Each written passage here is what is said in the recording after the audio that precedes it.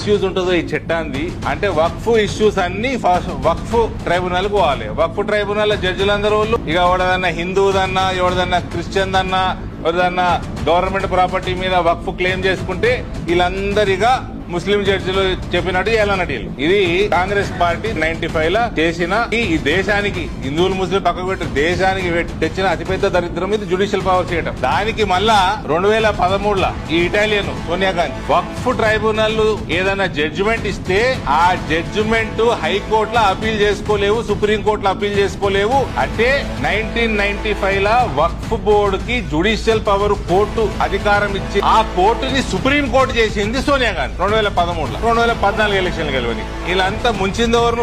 మొత్తం దేశాన్ని ముంచిండ్రు. మళ్ళా హిందూ సమాజాన్ని, క్రిస్టియన్ సమాజాన్ని, నాన్ ముస్లిం సమాజాన్ని అన్నిటి ముంచిండ్రు. గవర్నమెంట్ ప్రాపర్టీని ముంచిండ్రు. గుట్టల బేగంపేట మన హైదరాబాద్ లో హైటెక్ సిటీ దగ్గర ప్లాట్లు చేసిండ్రు, కొనుక్కున్నారు. అందరు హిందువులే కొనుక్కున్నారు. కొనుక్కుంటే ఒక రోజు పోయి వక్ఫ్ బోర్డు పోయి అది మా ల్యాండ్ అంటాడు. అది చక్క వక్ఫ్ ట్రిబ్యునల్ పోతుంది. వక్ఫ్ ట్రిబ్యునల్ పోయితే ఆడ జడ్జి అడుగుతాడు ఎట్లా మీ ల్యాండ్ అని. 400 సంవత్సరాల కిందనట ఔరంగజేబు దాన్ని గిఫ్ట్ ఇచ్చిండట. ఔరంగజేబు గుర్రాలని మెప్తుండేనట. ఒక గాడిది గుర్రాలను మెప్తుండేనట. దానికి ప్రూఫ్ ఏంద్రా అంటే ప్రూఫ్ ఏం లేదు. పాన్ తినుకుంటా కూడా వాగిండు. అది ప్రూఫ్ లెక్క యాక్సెప్ట్ చేసిండ్రు. దాన్ని వక్ఫ్ ల్యాండ్ గా డిక్లేర్ చేసిండ్రు. వక్ఫ్ ల్యాండ్ గా డిక్లేర్ అయినాక రెవెన్యూ సిస్టమ్ లా వక్ఫ్ అని వస్తే కథం దాన్ని ఏం చేయరాది.